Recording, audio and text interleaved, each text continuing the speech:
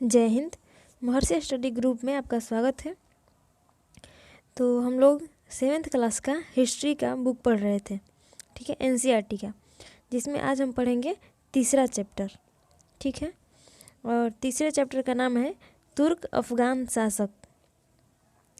यहाँ पे तुर्क का मतलब है कि जो लोग आज की जो तुर्की है, फिर उज़्बेकिस्तान है, तुर्कमेनिस्तान है, इधर जो लोग रहते थे वो तुर्क कहलाते थे।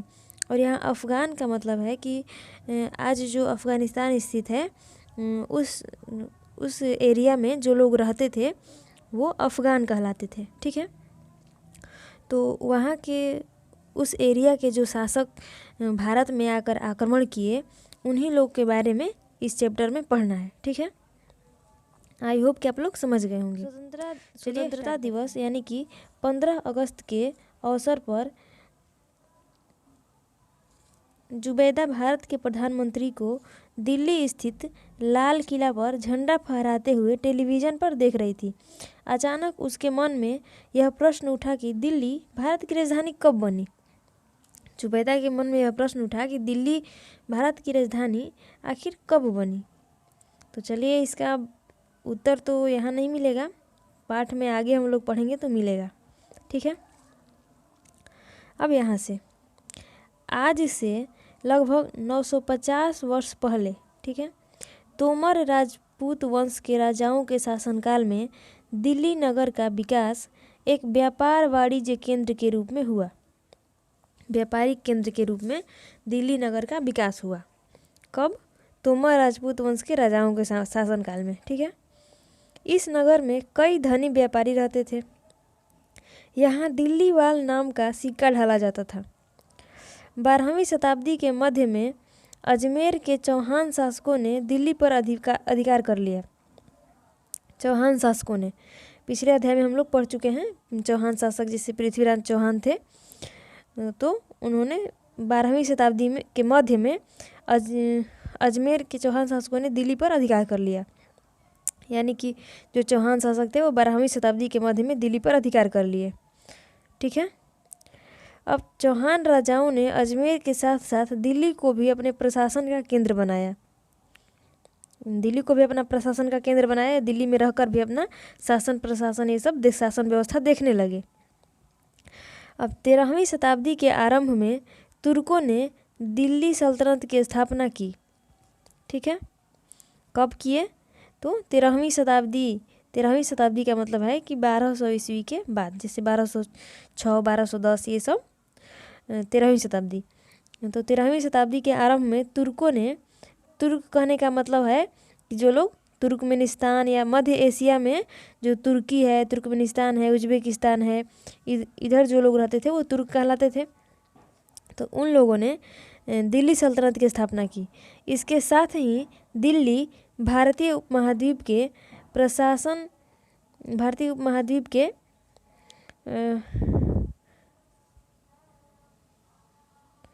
प्रशासन का केंद्र बन गया।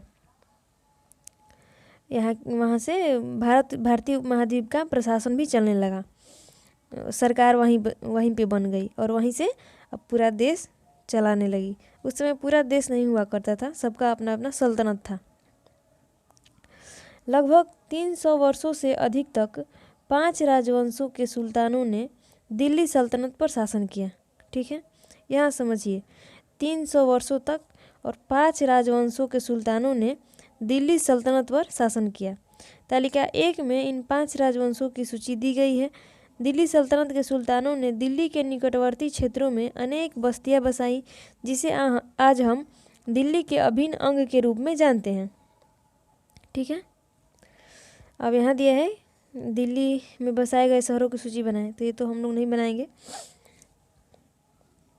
आज दिल्ली बहुत बड़ी हो गई है, तब अभी बसाई जा रही थी उस टाइम पे। अब यहाँ से 5 राजवंशों के बारे में दिया है, ठीक है, जिसमें से ये पहला राजवंश है, यहाँ पे 1 नंबर दिया है। पहला राजवंश प्रारंभिक तुर्क शासक, ठीक है, जो प्रारंभिक तुर्क शासक थे, और इन्हें ही गुलाम वंश कहा जाता है, ठीक है। गुलाम वंश जो प्रारंभिक तुर्क शासक थे। तो इन्होंने जो गुलाम वंश वाले थे वो 1206 ईस्वी से 1290 ईस्वी तक शासन किए, जिसमें से पहला शासक था कुतुबुद्दीन ऐबक। ये पहला शासक था कुतुबुद्दीन ऐबक। और इसके बाद इसका उत्तराधिकारी हुआ इल्तुतमिश, और जो कि देखिए कुतुबुद्दीन ऐबक 1206 से 1210 ईस्वी तक शासन किया और इल्तुतमिश 1210 से 1236 ईस्वी तक शासन किया। उसके बाद इल्तुतमिश के बाद आई रजिया सुल्तान। रजिया सुल्तान ने 1236 से 1240 ईस्वी तक शासन किया। उसके बाद आया बलबन। बलबन ने 1266 से 1287 ईस्वी तक शासन किया। और भी इसमें छोटे छोटे राजा बने जो इम्पोर्टेंट नहीं है, उतना वो लोग काम नहीं किए, इसलिए उनका नाम नहीं दिया है। ठीक है, ये हो गया पहला राजवंश, प्रथम तुर्क शासक या फिर गुलाम वंश। ठीक है, प्रारंभिक तुर्क शासक या फिर गुलाम वंश। अब आगे देखते हैं, यहाँ दिया है दूसरा हुआ खिलजी वंश। ठीक है, यहाँ दूसरा राजवंश है खिलजी वंश। खिलजी वंश ने 1290 से 1320 ईस्वी तक शासन किया, जिसमें पहला शासक हुआ जलालुद्दीन खिलजी, जो कि 1290 से 1296 ईस्वी तक शासन किया। उसके बाद दूसरा हुआ अलाउद्दीन खिलजी, जिसने 1296 से 1316 ईस्वी तक शासन किया। तीसरा राजवंश हुआ तुगलक वंश। तुगलक वंश ने 1320 से 1414 ईस्वी तक शासन किया। ये जो ईस्वी सन दिया है ये एग्जाम में पूछा जाता है, कॉम्पिटिटिव एग्जाम में भी पूछा जाता है। इसमें तुगलक वंश में हुआ गयासुद्दीन तुगलक, जो कि 1320 से 1324 तक शासन किया। फिर आया मोहम्मद बिन तुगलक, जो 1324 से 1351 तक शासन किया। फिर आया फिरोज शाह तुगलक, जो कि 1351 से 1388 ईस्वी तक शासन किया। अब चौथा देखते हैं कौन सा दिया है। चौथा भी दिया है यहाँ पे, ये मानचित्र दिया है कि कब कौन कौन से जो राजवंश थे इधर थे। ठीक है,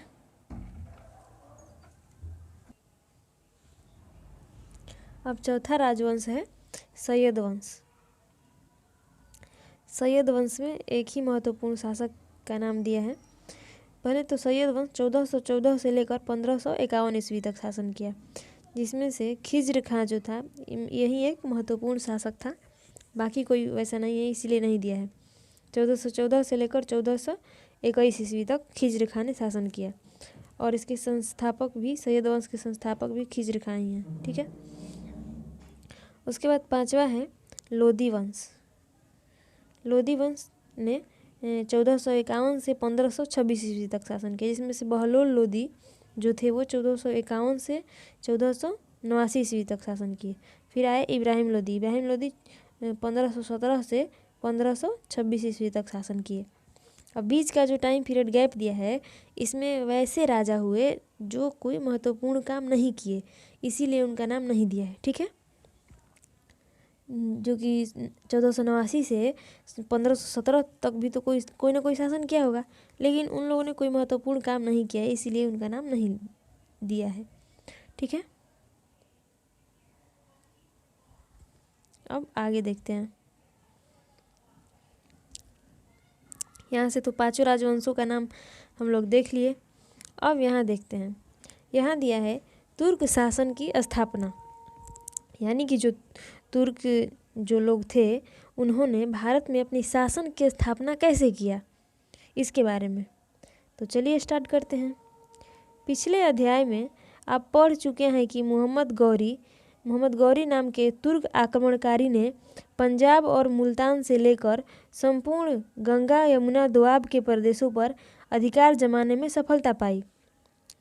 ठीक है, मोहम्मद गौरी जो था वो पंजाब और मुल्तान, जो कि अब पाकिस्तान में है मुल्तान, वहाँ से लेकर गंगा जमुना दोआब, यहाँ दोआब का मतलब है कि गंगा और जमुना के बीच की भूमि। ठीक है, यहाँ दिया भी है गंगा जमुना दोआब का मतलब गंगा एवं जमुना नदियों के बीच की भूमि। ठीक है, जैसे मान लीजिए कि ये गंगा नदी है और ये यमुना नदी है, ये गंगा नदी है और ये यमुना नदी है, तो ये बीच का जो भूमि है यही दोआब कहलाएगा। ठीक है, यही दोआब कहलाएगा। तो गंगा जमुना दोआब जो प्रदेश है वहाँ पे भी पूरा इसके अंडर में हो गया, अपने अधिकार में कर लिया। उसने अपने एक गुलाम सेना नायक कुतुबुद्दीन ऐबक को भारत के प्रदेशों की देखभाल के लिए नियुक्त किया। ठीक है, मोहम्मद गौरी जो था वो अपने एक गुलाम और सेना नायक, गुलाम था और सेना नायक भी था, कुतुबुद्दीन ऐबक, उसको उसने भारत के प्रदेशों की देखभाल की नियुक्त किया। यानी कि जो भारत में जो प्रदेश जीता था उसकी देखभाल के लिए कुतुबुद्दीन ऐबक को नियुक्त कर दिया। ठीक है, और अब यहाँ से दिया है 1206 ईस्वी में मोहम्मद गौरी की मृत्यु हो गई। ठीक है, तब उसके प्रमुख गुलाम अधिकारियों ने उसके राज्य को आपस में बांट लिया। इस तरह से कुतुबुद्दीन ऐबक को सिंध एवं मुल्तान के अतिरिक्त शेष भारतीय प्रांतों का नियंत्रण प्राप्त हुआ। ठीक है, जो कुतुबुद्दीन ऐबक था उसे सिंध भी मिल गया और मुल्तान भी, इसके अतिरिक्त जो भारतीय प्रांत थे वो भी मिल गए जिस पे उसका नियंत्रण था कुतुबुद्दीन ऐबक का। ठीक है, परंतु तुर्क राज्य को भारत में वास्तविक रूप से स्थापित करने का श्रेय इल्तुतमिश को प्राप्त हुआ। जो इल्तुतमिश था वो कुतुबुद्दीन ऐबक का गुलाम था। ठीक है, कुतुबुद्दीन ऐबक का गुलाम था इल्तुतमिश। यहाँ दिया है कि तुर्क राज्य यानी कि जो तुर्क राज्यों की स्थापना जिसने किया उसका वास्तविक जो संस्थापक हुआ वो इल्तुतमिश हुआ। यानी कि जो कुतुबुद्दीन ऐबक था वो उतना राज्य स्थापित नहीं किया यहाँ पे। ठीक है, अब यहाँ से इल्तुतमिश के बारे में दिया है। इल्तुतमिश को प्राप्त हुआ जिसको अल्तमश भी कहा जाता है। इसने मध्य एशिया से संबंध विच्छेद कर उत्तरी भारत में स्वतंत्र राज्य स्थापित किया। यानी कि जो अल्तमश था इल्तुतमिश उसने मध्य एशिया से संबंध विच्छेद कर लिया और भारत में संबंध विच्छेद का मतलब होता है कि संबंध तोड़ लिया और उत्तरी भारत में स्वतंत्र राज्य स्थापित किया और सुल्तान की उपाधि खलीफा से प्राप्त की। और ये जो इल्तुतमिश था ये सुल्तान की उपाधि धारण किया था, जबकि जो कुतुबुद्दीन ऐबक था ये सुल्तान की उपाधि नहीं धारण किया था। ठीक है,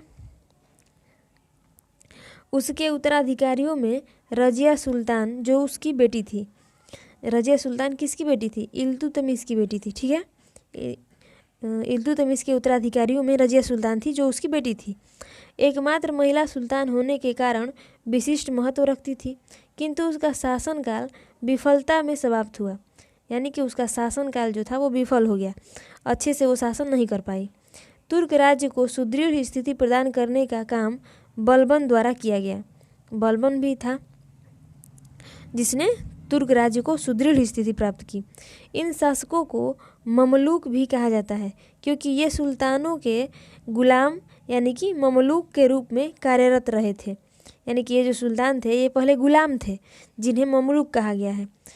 ठीक है, चूँकि इनकी सत्ता का केंद्र दिल्ली था अतः उनके राज्य को दिल्ली सल्तनत कहा जाता है। आप लोग यहाँ समझ रहे हैं कि दिल्ली सल्तनत क्यों कहा जाता था? क्योंकि उनकी सत्ता का केंद्र दिल्ली था, दिल्ली से ही वो अपना शासन करते थे। ठीक है, अब आगे देखते हैं तुर्क राज्य का विस्तार। तुर्क राज्य का विस्तार कैसे हुआ?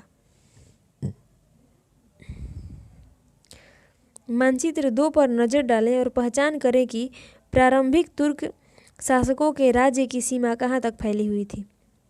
तो ये नज़र डालने की ज़रूरत नहीं है, मैप में कुछ दिख नहीं रहा है। चलिए आगे का पढ़ते हैं। 1290 ईस्वी में एक खिलजी सेना नायक ने ममलूक वंश यानी कि गुलाम वंश के अंतिम सुल्तान कैकुबाद को दिल्ली की गद्दी से हटाकर एक नए राजवंश खिलजी वंश की स्थापना की। ठीक है, खिलजी सेना नायक था जिसका नाम था जलालुद्दीन खिलजी। इस वंश के सबसे प्रसिद्ध सुल्तान अलाउद्दीन खिलजी ने तुर्क राज्य की सीमा को बढ़ाने के लिए सैनिक अभियान चलाए। उसने गुजरात, मालवा, रणथंभौर और चित्तौड़ की लड़ाई में सफलता पाई। अपने गुलाम मलिक काफूर के नेतृत्व में एक विशाल सेना दक्षिण भारत भी भेजी। किसने भेजी थी? अलाउद्दीन खिलजी ने अपने गुलाम मलिक काफूर के नेतृत्व में एक विशाल सेना दक्षिण भारत भी भेजी। ठीक है, उसने देवगिरी, वारंगल, द्वार समुद्र, मदुरई पर विजय हासिल की। ठीक है, किसने? अलाउद्दीन खिलजी ने। और चूंकि दक्षिण भारत के ये राज्य दिल्ली से बहुत दूर थे, इसीलिए अलाउद्दीन खिलजी ने पराजित राजाओं को वार्षिक कर देने के बदले उन्हें शासन करने की अनुमति दे दी। पहले तो राजाओं को हरा दिया, लेकिन फिर उन्हें शासन करने की अनुमति दे दी। अलाउद्दीन खिलजी के विपरीत मोहम्मद बिन तुगलक ने दक्षिण के राज्यों को युद्ध में परास्त कर सीधे अपने नियंत्रण में लिया, जबकि मोहम्मद बिन तुगलक जो था वो दक्षिण के राज्यों को हराया, लेकिन उसे अपने सीधे नियंत्रण में ले लिया, फिर राजाओं को शासन करने का अधिकार नहीं दिया। ठीक है। मोहम्मद तुगलक के शासनकाल में तुर्क राज्य की सीमा अपनी चरम पर पहुंच चुकी थी। मोहम्मद बिन तुगलक के शासनकाल में जो तुर्क राज्य की सीमा थी वो अपने चरम पे पहुंच चुकी थी।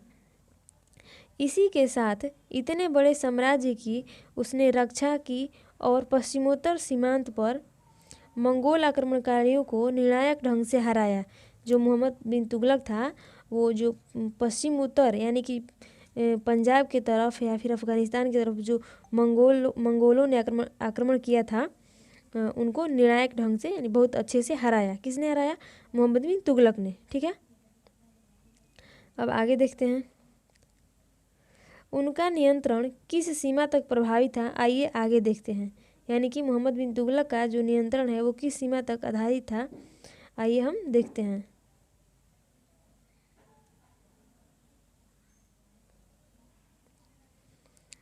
तालिका 1 को देखें। आप पाएंगे कि तुगलक वंश के बाद 1526 ईस्वी तक दिल्ली और आगरा पर सैयद वंश एवं लोदी वंश के शासकों ने राज्य किया। ठीक है। अब यहाँ पे कुछ नहीं दिया है, यहाँ दिया है कि 1526 ईस्वी तक, तुगलक वंश के बाद 1526 ईस्वी तक दिल्ली और आगरा पर सैयद वंश एवं लोदी वंश ने शासन किया। ठीक है। अब आगे देखते हैं। यहाँ दिया है, अब आगे दिया है दिल्ली के सुल्तान शासन कैसे चलाते थे। ठीक है। तो ये पढ़ते हैं अब। दिल्ली सल्तनत का विस्तार भारतीय उपमहाद्वीप के एक बड़े क्षेत्र में हो गया था। ठीक है। इस पर नियंत्रण रखने के लिए दिल्ली के सुल्तानों को सूबेदार, सेनापति एवं प्रशासकों की ज़रूरत पड़ी। इन सभी अधिकारियों को फारसी भाषा में अमीर कहा जाता था। जो सल्तनत काल में मुख्य शासक वर्ग के रूप में स्थापित थे। दिल्ली के प्रारंभिक तुर्क सुल्तानों ने अपने विश्वसनीय एवं योग्य गुलामों को उच्च प्रशासकीय पदों एवं सेनापति के रूप में नियुक्त किया था। इन गुलामों को खरीदकर बड़ी सावधानी से सैनिक एवं प्रशासकीय कार्यों के लिए प्रशिक्षित किया जाता था। ये गुलाम अपने मालिक यानी सुल्तान के प्रति पूर्ण रूप से निर्भर एवं वफादार थे। ठीक है। खिलजी एवं तुगलक शासक भी गुलामों का उपयोग करते रहे, लेकिन उन्होंने निम्न वर्ग के लोगों को भी ऊंचे राजनीतिक पद प्रदान किए। इनमें भारतीय मुसलमान, हिंदू, जैन, अफगान, अरब आदि शामिल थे। इससे राजनीतिक अस्थिरता उत्पन्न होने लगी निम्न वर्ग के लोगों के कारण। ठीक है। इतिहासकार बरनी शोक प्रकट करते हुए लिखता है कि मोहम्मद बिन तुगलक ने निम्न कुल में जन्म लेने वाले व्यक्तियों को ऊंचे पद प्रदान कर दिए, परंतु हमें यह याद रखना चाहिए कि ऐसे सभी लोग सक्षम और योग्य व्यक्ति थे और उनकी नियुक्ति तर्कसंगत थी। यानी कि जो लोग नियुक्त थे उनकी नियुक्ति तर्कसंगत थी, यानी कि बहुत ही ज़्यादा देखकर और सोचकर उनकी नियुक्ति की गई थी। यह बरनी की व्यक्तिगत पूर्वाग्रह है, जिसके कारण वह सुल्तान की आलोचना करता है। ठीक है। अब मध्ययुगीन समाज में इस प्रकार के पूर्वाग्रह का होना आश्चर्यजनक भी नहीं है। उस समय ज़्यादा ऊंच नीच का बात होता था, क्योंकि लोगों की सोच अत्यंत संकुचित थी। वो लोग सोचते थे कि छोटी जाति का है तो वह अच्छे से काम नहीं कर सकता। ठीक है। अब आगे देखते हैं। अमीर वर्ग के लोग, अमीर यानी कि अमीर क्या थे? अधिकारी होते थे। अमीर वर्ग के लोग अपने सुल्तान के प्रति वफादार तो रहते थे, लेकिन उत्तराधिकारियों के प्रति नहीं, केवल सुल्तान के प्रति रहते थे। ठीक है। सामान्यतः शासक बदलने के साथ उसके अमीर या अधिकारी और सेना नायक भी बदल जाते थे। फलस्वरूप नए और पुराने अमीरों के बीच प्रतिस्पर्धा शुरू हो जाती थी। कुछ अमीर तो इतने शक्तिशाली होते थे कि वे सुल्तान तक बन जाते थे। इस प्रकार सुल्तान का पद अमीरों की महत्वाकांक्षा के सामने सुरक्षित नहीं था। अमीरों को भी महत्वाकांक्षा होती थी कि हम भी सुल्तान बन जाएं, तो इस तरह से सुल्तान का पद सुरक्षित नहीं था। अमीर यह विश्वास रखते थे कि उनको भी शासन करने का समान अधिकार था। ठीक है। अब आगे देखते हैं केंद्रीय प्रशासन, यानी कि केंद्र में प्रशासन कैसे चलता था। फिर केंद्रीय प्रशासन कैसा था दिल्ली में। अब हम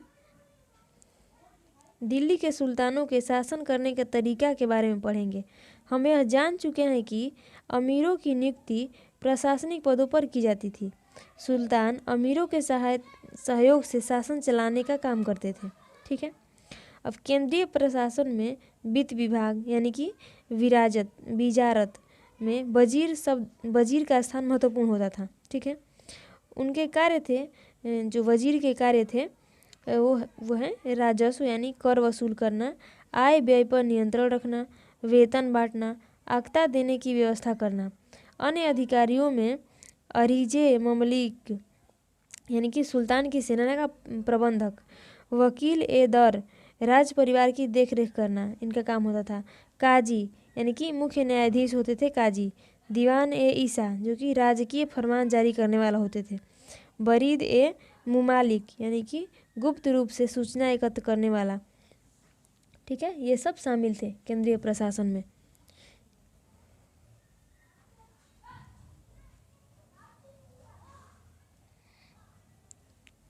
अब आगे यहाँ पे दिया था आक्ता देने की व्यवस्था करना। ठीक है।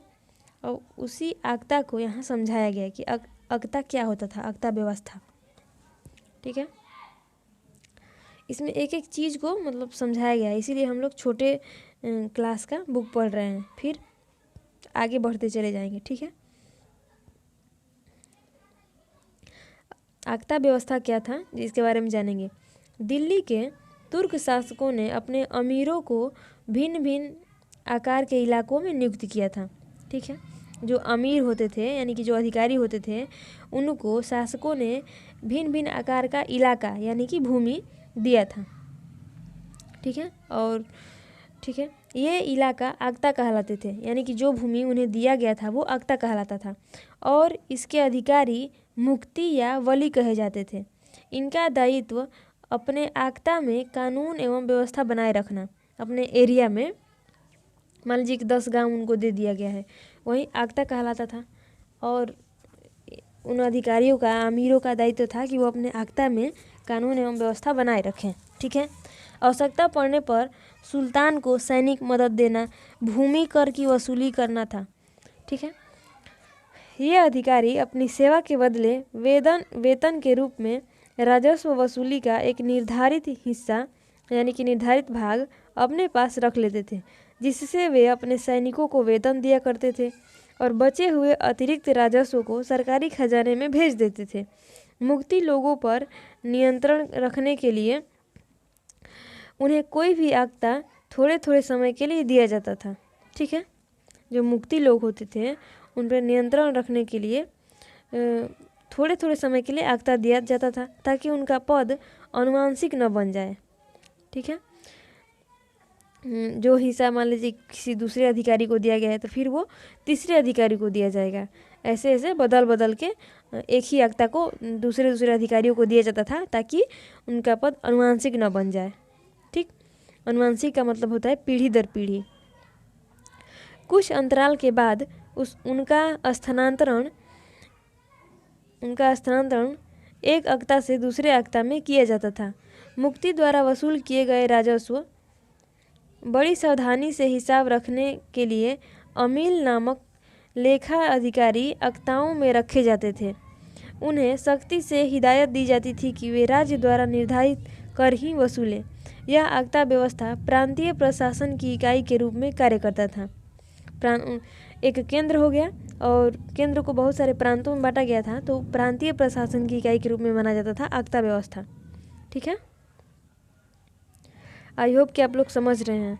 अगर आप लोग समझ रहे हैं तो कमेंट करके ज़रूर बताइए ताकि हमें भी मोटिवेशन मिले। ठीक है, अब जो मुक्ति होते थे उनका क्या क्या अधिकार होता था इसमें बताया गया है।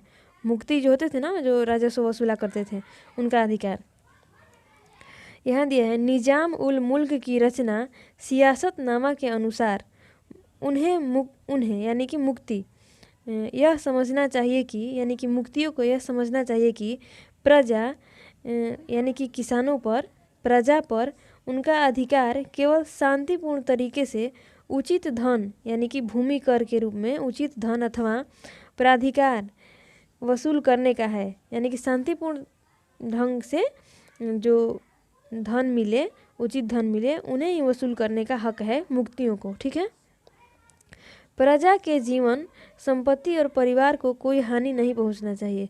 मुक्ति को उन पर कोई ऐसा अधिकार नहीं है। अगर प्रजा सुल्तान से सीधे कोई आवेदन या प्रार्थना करना चाहती है तो मुक्ति को उन्हें रोकना नहीं चाहिए। जो मुक्ति इन नियमों का उल्लंघन करे उसे बर्खास्त और दंडित करना चाहिए। मुक्ति और वली उन पर यानी कि प्रजा पर उसी प्रकार नियंत्रक हैं जैसे कि शासक अन्य मुक्तियों पर नियंत्रण रखता है।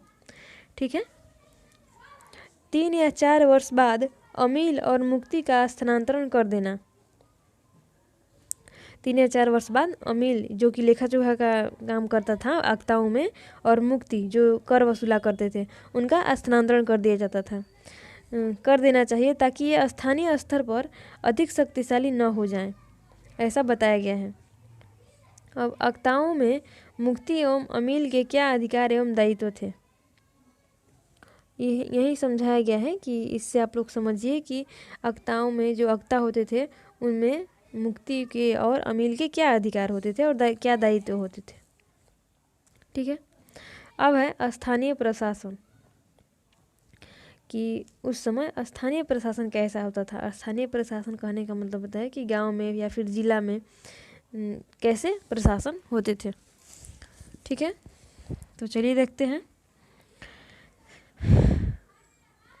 समकालीन स्रोतों में सिक नामक एक प्रशासनिक इकाई का वर्णन मिलता है। ठीक है, सिक नामक, सिकदार एक राजस्व अधिकारी। ठीक है, सिकदार जो कि राजस्व अधिकारी को कहा जाता था, एवं फौजदार सैनिक अधिकारी को कहा जाता था। ठीक है, सैनिक अधिकारी होता था फौजदार। सिख से जुड़े पदाधिकारी थे, सिख से जुड़े पदाधिकारी थे सिकदार और फौजदार। ये अपने इलाके में शांति व्यवस्था कायम करने का काम करते थे। साथ ही राजस्व वसूली का काम भी इनके द्वारा की जाती थी। ठीक है, अब चौधरी लगभग 100 गांव का प्रधान होता था। बाद के समय में यह परगना नामक प्रशासनिक इकाई का केंद्र बना। ठीक है, 100 गांव का प्रधान होता था चौधरी, और बाद में यह परगना नामक प्रशासनिक इकाई, जब परगना बन गए तो उसकी प्रशासनिक इकाई हो गए चौधरी, यही शासन करते थे। गांव शासन की सबसे छोटी इकाई थी। गांव के प्रमुख अधिकारी खुद, मुकदम एवं पटवारी थे। पटवारी लेखा पदाधिकारी होता था जो गांव की भूमि एवं लगान का लेखा जोखा रखता था। गांव में ग्राम पंचायतें झगड़ों का निपटारा करती थी। ठीक है, ग्राम पंचायतें जो होती थी वो झगड़े का निपटारा करती थी। ओके, अब आगे देखते हैं। हो गया प्रशासनिक इकाई, यहाँ पे हो गया स्थानीय स्वशासन। ये है मंगोलों का आक्रमण, मंगोलों का खतरा। अब मंगोल कौन होते थे? ये जो मध्य एशिया के ही चाइना, मंगोलिया तरफ के जो लोग होते थे वो मंगोल कहलाए। तो मंगोलों का खतरा कैसे था भारत पे, इसके बारे में बताया गया है। ठीक है, 1219 ईस्वी में मंगोलों ने चंगेज खां के नेतृत्व में ट्रांसअक्सियाना यानी कि जो आज का उज्बेकिस्तान देश है, ट्रांसअक्सियाना पर हमला किया। ठीक है, मंगोलों ने पहले कहाँ हमला किया? ट्रांसअक्सियाना यानी उज्बेकिस्तान पे हमला किए। इसके शीघ्र बाद ही दिल्ली के तुर्क राज्य को उनका आक्रमण झेलना पड़ा। दिल्ली के जो तुर्क राज्य थे यानी दिल्ली सल्तनत, उनको मंगोलों का आक्रमण झेलना पड़ा। अलाउद्दीन खिलजी एवं मोहम्मद बिन तुगलक के शासनकाल में दिल्ली पर मंगोलों के आक्रमण बढ़ गए। बार बार आक्रमण करने लगे मंगोल लोग। इससे मजबूर होकर दोनों सुल्तानों को एक विशाल सेना खड़ी करनी पड़ी। इतनी बड़ी सेना को संभालना प्रशासन के लिए कड़ी चुनौती थी।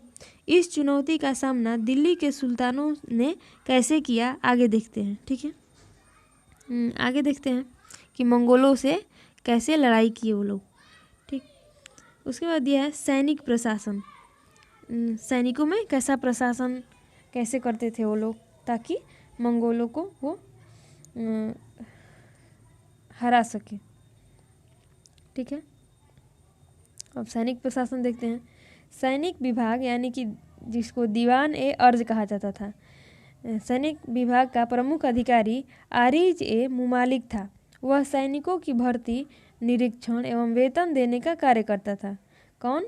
सैनिक विभाग जो प्रमुख अधिकारी आरिज ए मुमालिक। ठीक, दिल्ली के तुर्क सुल्तानों ने विशाल सेना का निर्माण किया था और उसकी देख रेख पर विशेष ध्यान देते थे।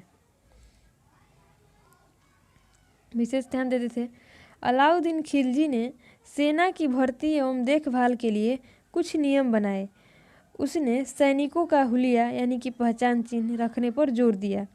उसने यह भी आदेश दिया था कि घोड़ों पर दाग लगाया जाए ताकि निरीक्षण के समय कोई भी सेना नायक गलत तरीके अपनाकर बार बार एक ही घोड़ा न दिखा सके या फिर निम्न कोटि के घोड़े न रख सके।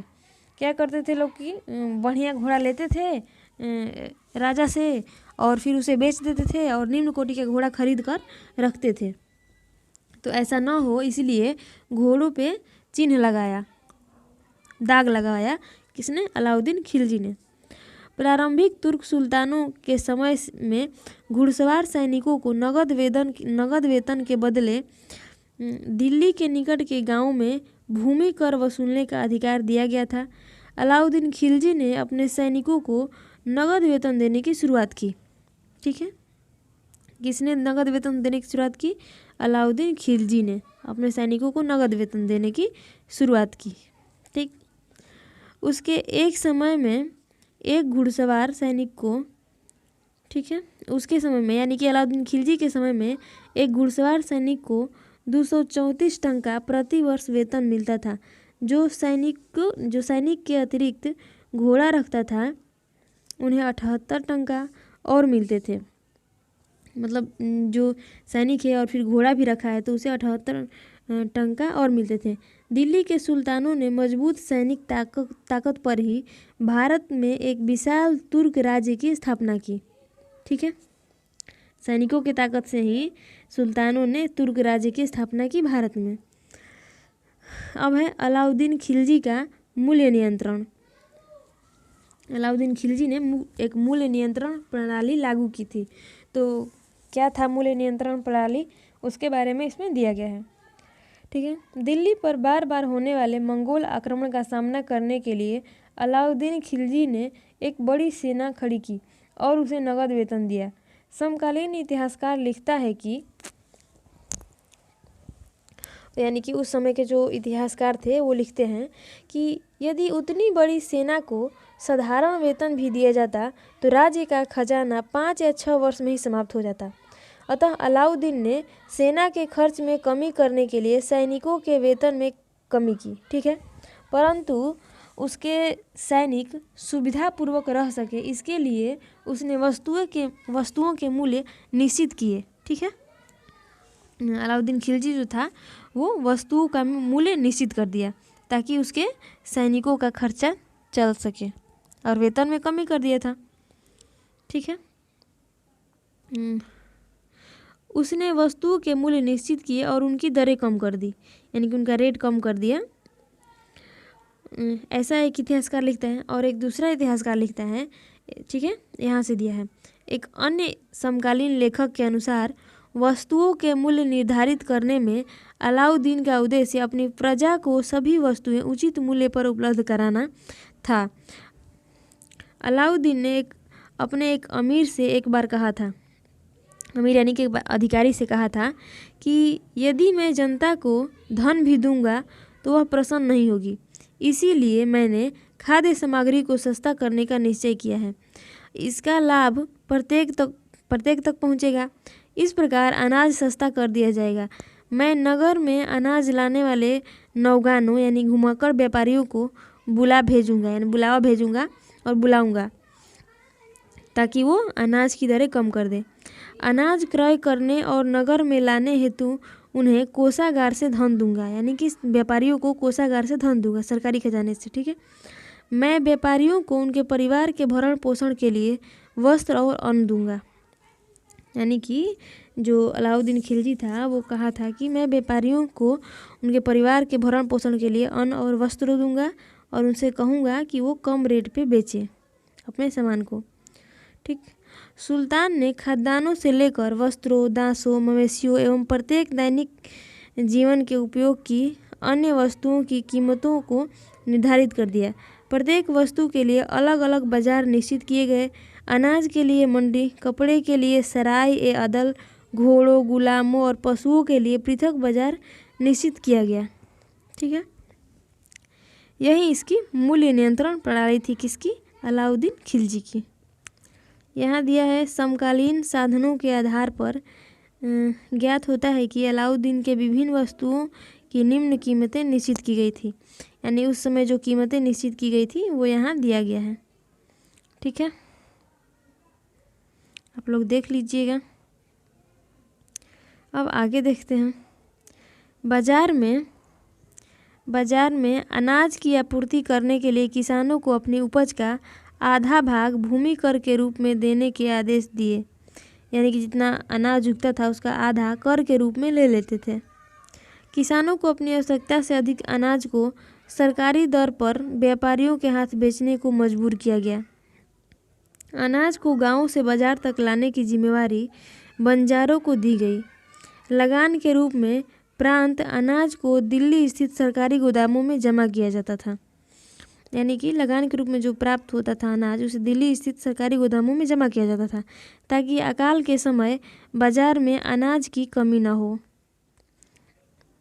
या फिर अनाज की पूर्ति की जा सके जब अकाल पड़े तो। ठीक है। कपड़े के व्यापारियों को बाहर से कपड़ा लाने के लिए अग्रिम धन देने की व्यवस्था की गई थी। पहले ही धन दिया जाता था। सभी व्यापारियों को एक निश्चित मात्रा में वस्तुएं लाने एवं बेचने के लिए बाध्य किया जाता था। व्यापारियों को व्यापार में जो हानि होती थी उसकी भरपाई सरकारी खजाने से की जाती थी। अगर हानि हुई व्यापारी को तो सरकारी खजाने से उन्हें पैसा दिया जाता था। ठीक है। इस वीडियो में हम लोग इतना ही पढ़ेंगे। यही थी उस अलाउद्दीन खिलजी की मूल्य नियंत्रण प्रणाली, और इससे आगे का हम लोग अगली वीडियो में देखेंगे। तो मिलते हैं अगली वीडियो में, तब तक के लिए जय हिंद। आप लोग इसे 2 बार पढ़िए ताकि